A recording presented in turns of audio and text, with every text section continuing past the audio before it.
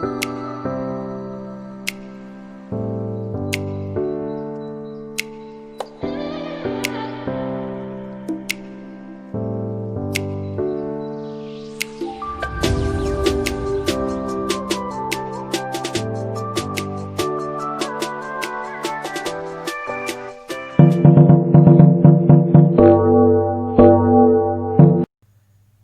Everyone. तो आप लोगों ने अभी जो वीडियो देखी थी वो थी 7 जून की। अभी संडे की बात है कि जवाहर कॉलोनी डिस्पोजल चौक पर फरीदाबाद में सारे जिम ओनर्स ने और सारे जिम ट्रेनर्स ने मिलकर, जो भी आसपास के थे उन्होंने मिलकर क्या किया था, प्रदर्शन किया था कि हमारी जिम भी खुल जानी चाहिए।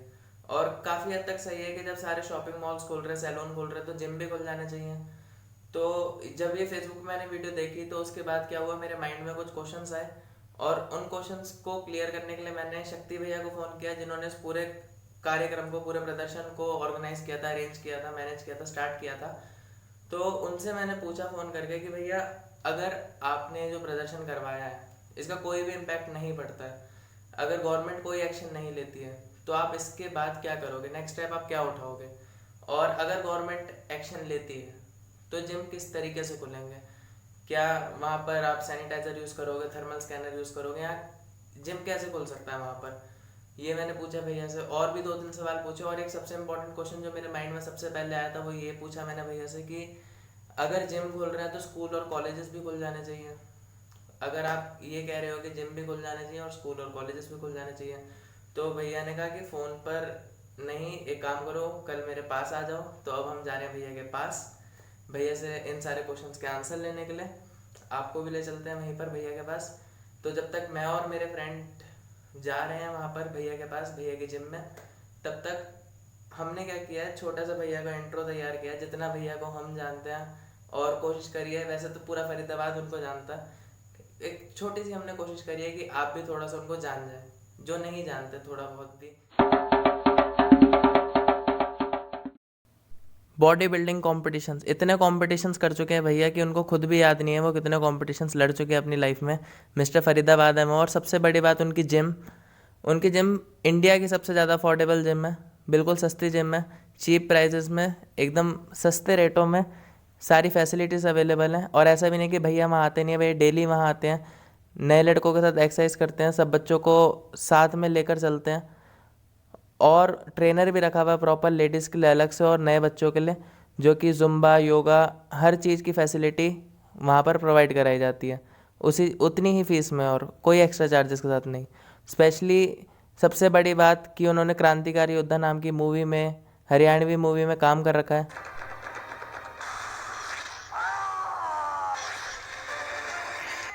और ऐसी कई बातें हैं जो लोग जानते ही नहीं है शक्ति भैया के बारे में सही से। जैसे हमने अपने शहर, गली मोहल्ले के पार्कों में ओपन जिम देखे होंगे, लेकिन ये बात बहुत कम लोग जानते हैं कि सबसे पहले open gym, number of open gyms को बढ़ाने के लिए जो डिमांड रखी, जो पुकार लगाई थी, वो सबसे पहले शक्ति भैया ने लगाई थी। और ऐसे कई सारी चीज़ें जहाँ पर समाज सेवा की बात आती है, वहाँ शक्ति भैया का नाम जरूर आता है।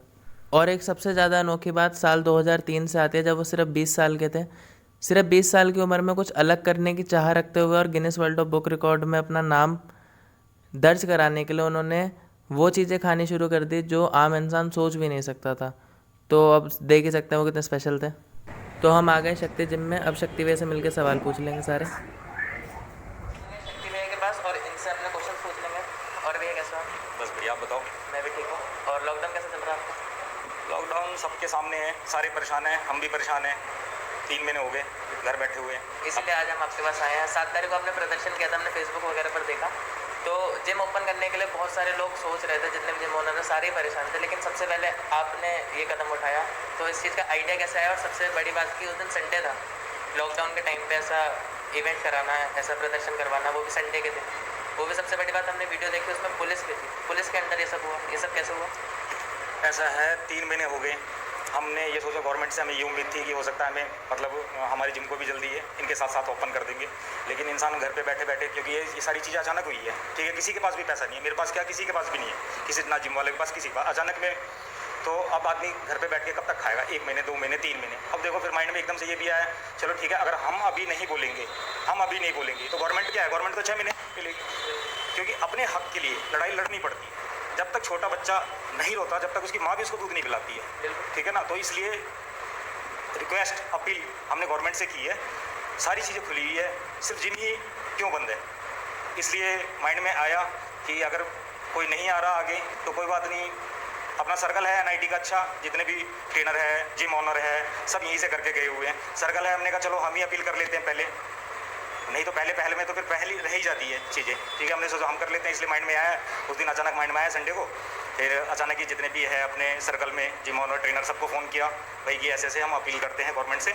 उसके बाद देखेंगे, फिर संडे में ये भी था कि मार्केट बंद रहेगी तो हम सोशल डिस्टेंसिंग से इस चीज़ को हम अच्छा कर सकते हैं, क्योंकि भीड़ होगी तो फिर प्रॉब्लम हो जाएगी, कोरोना का टाइम है।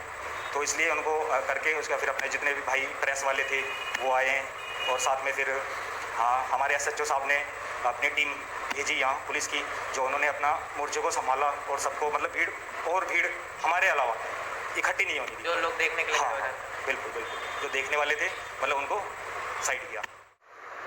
अच्छा भैया, एक क्वेश्चन ये है कि जैसे गवर्नमेंट ने रेस्टोरेंट खोल लिए हैं, होटल्स खोल लिए हैं, सारे बहुत सारी चीज़ें खुल गई हैं, स्पास खुल गए हैं, सैलून खुल गए हैं, तो ऐसा क्या रीज़न आपको लगता है कि जिम पर अभी भी ताले हैं?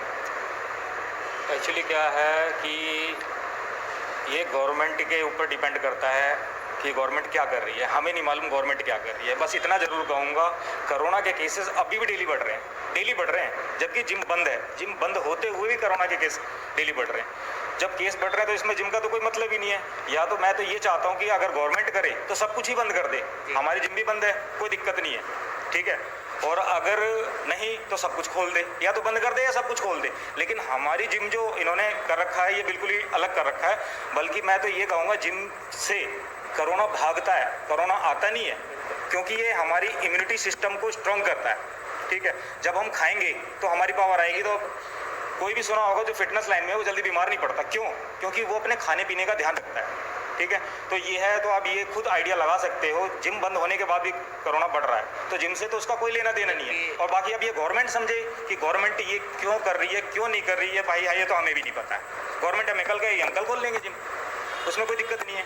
अब गवर्नमेंट के ऊपर डिपेंड है। गवर्नमेंट पता नहीं भगवान जाने क्या चाहती है, गवर्नमेंट क्या नहीं है। जो जिम के कर रखा है स्कूल को बताओ अब खोलने के लिए बोल रहे हैं, ये अपने बसें चला दी है, उसमें कोरोना नहीं है, ट्रेन चला दी है, हवाई जहाज चला दी है, परचून की दुकानें खोल दी है, सब कुछ खोल दिया है। लेकिन जिम से पता नहीं क्या एलर्जी है गवर्नमेंट को।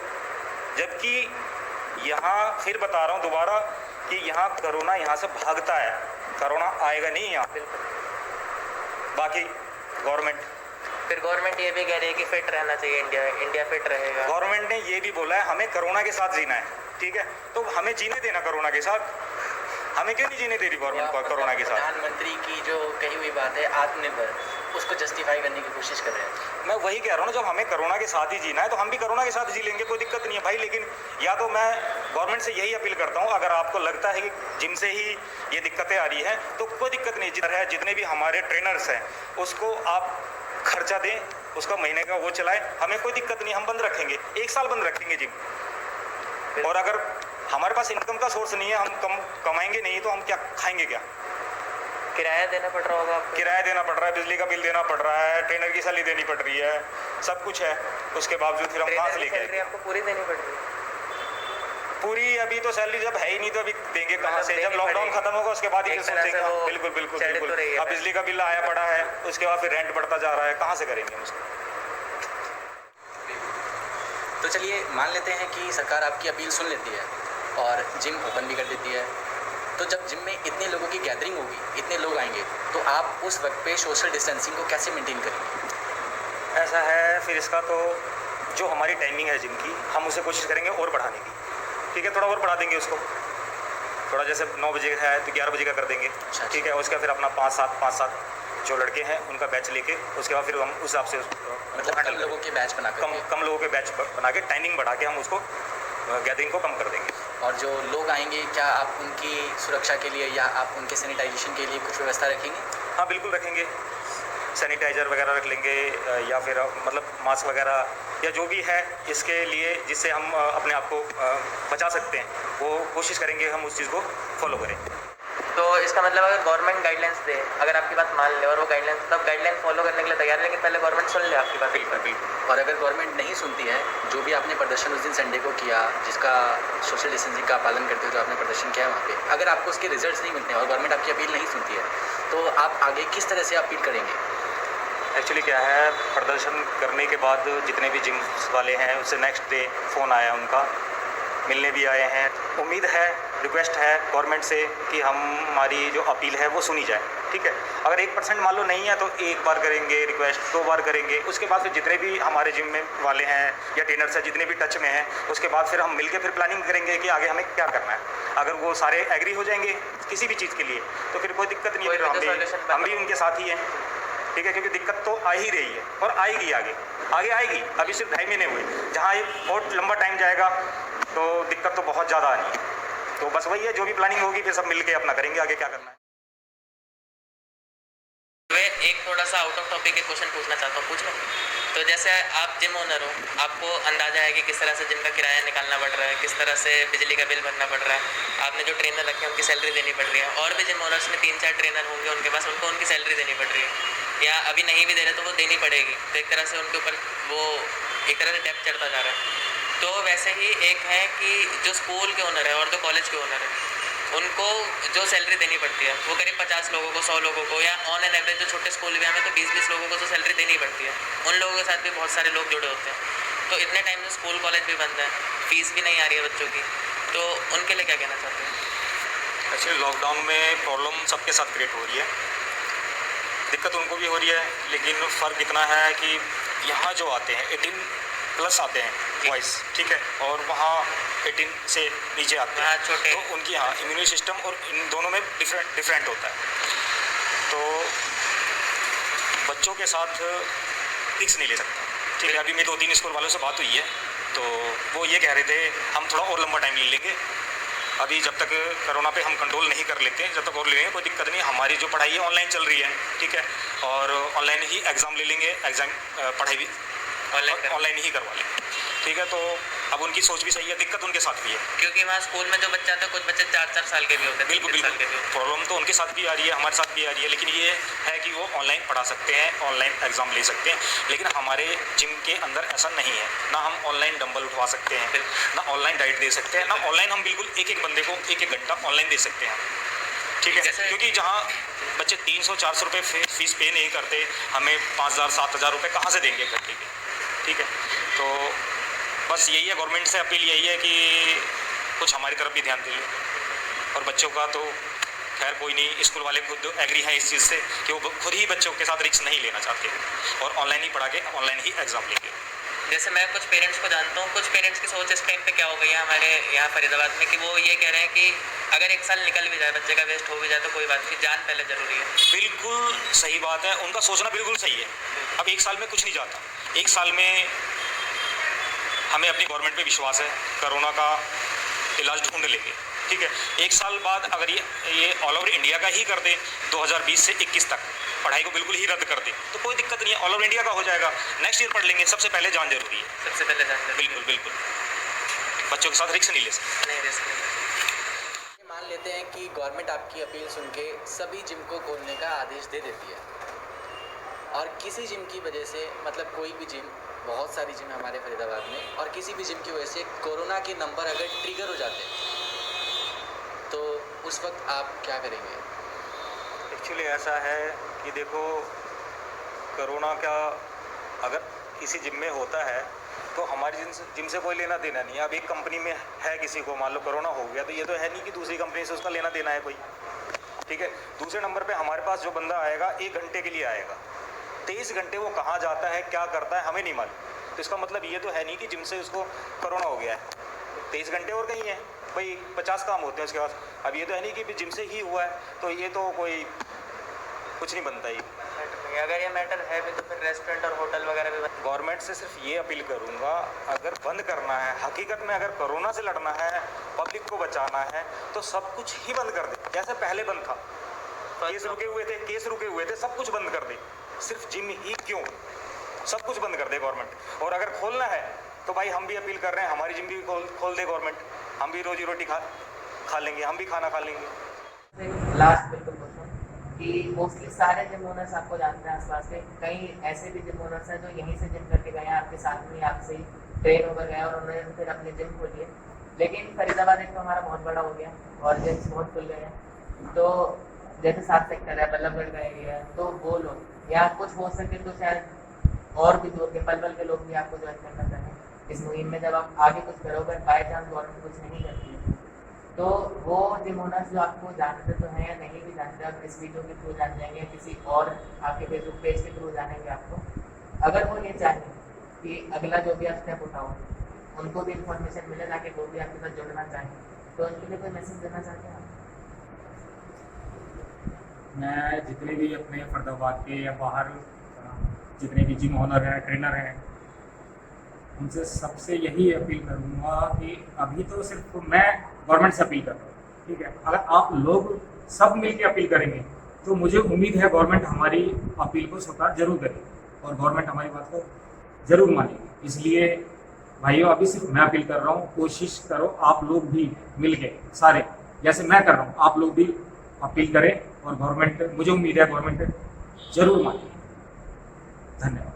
तो जैसा कि शक्ति भैया ने कहा कि अगर आगे कोई भी स्टेप वो उठाएंगे और कोई भी जिम ओनर जो उनको नहीं जानता या अभी उनसे बात नहीं कर पा रहा है, तो इस वीडियो के डिस्क्रिप्शन में हम उनका नंबर दे देंगे, वो उनसे कांटेक्ट कर सकता है व्हाट्सएप पर या फेसबुक पर शक्ति जिम और शक्ति सिंह के नाम से इनकी फेसबुक आईडी है, या फिर मेरा भी नंबर होगा, मेरे से पूछ सकता है कि कैसे भैया से कॉन्टैक्ट होगा। और आगे अगर कोई भी स्टेप उठाएंगे तो हम एक ग्रुप बना लेंगे व्हाट्सएप पर जिम ओनर्स का, तो उस ग्रुप में आने के लिए हम आपको क्या करेंगे, इनवाइट लिंक इसके डिस्क्रिप्शन में दे देंगे, आप उस पर क्लिक करके उस ग्रुप में आ सकते हैं और कोई भी अगर इन्फॉर्मेशन आएगी उसमें तो उस व्हाट्सएप ग्रुप में आ जाएगा। Thank you. तो भैया सारे क्वेश्चन ऑलमोस्ट हमारे कवर कर दिया आपने, थैंक यू सो मच। लेकिन एक थोड़ा सा पर्सनल क्वेश्चन है, जैसे मैंने यहाँ जिम ज्वाइन करी थी 5 साल पहले, मैं 10th क्लास में था, जब फीस सिर्फ 250 रुपये थी, मतलब कोई मान भी नहीं सकता कि 250 रुपये फीस थी, और अब भी कोई 600-700 नहीं हुई थी, 300 रुपये जा रही थी लॉकडाउन से पहले तक। तो मैं और जो मेरे साथ जिम कर रहे थे वो भी ये पूछना चाहेंगे, और जो आने वाले बच्चे हैं वो भी जानना चाहेंगे, लॉकडाउन में जहाँ सबकी फाइनेंशियल कंडीशन ख़राब हो गई है, फाइनेंशियल कंडीशन, तो उसमें क्या जो इंडिया की सबसे अफोर्डेबल जिम मानी जाती है आपकी, उसका भी रेट बढ़ेंगे? एक्चुअली क्या है कि ये जो हमने जिम के रेट रखे हुए हैं इसमें हर तरह का बंदा कर सकता है, क्योंकि देखो मैंने भी अपने टाइम में जिम की हुई है, मुझे पता है कि मेरे लिए 100 रुपये बहुत मुश्किल होते थे, ठीक है। तो पहले पहले 100 रुपये मुश्किल होते, तो इसी सोच के हमने रेट जिम का वो रखा हुआ है कि हर बंदा अफोर्ड कर सके। मैं उस टाइम जब तुमने की होगी तो उस टाइम 250 रुपये फीस थी, अब 300 रुपये मंथली है। तो ऐसा कुछ नहीं है कि फ़ीस बढ़ाएंगे, हम फीस यही रखेंगे हम, और जब तक हम 300 रुपये में फैसिलिटी दे सकते हैं, AC मिनरल वाटर ट्रेनर जो भी दे सकते हैं, हम 300 रुपये ही रखेंगे जब तक हम झेल सकते हैं। फैसिलिटीज़ तो बहुत, और सबसे बड़ी बात कि मेरी बहन भी आती थी यहाँ पर, लड़कियों के लिए तो बहुत ही अच्छी। बिल्कुल बिल्कुल बिल्कुल, हाउस में जुम्बा, योगा और अपना एरोबिक्स वगैरह सब प्रोवाइड करवाते हैं हम। थैंक यू सो मच भैया, आपने अपना कीमती समय निकाला हमसे बात करने के लिए, और हम आशा करेंगे कि आपकी इस मुहिम के साथ फरीदाबाद के जितने भी जिम ओनर्स हैं और जितने भी ट्रेनर्स हैं जुड़े, क्योंकि इस टाइम सब परेशान हैं।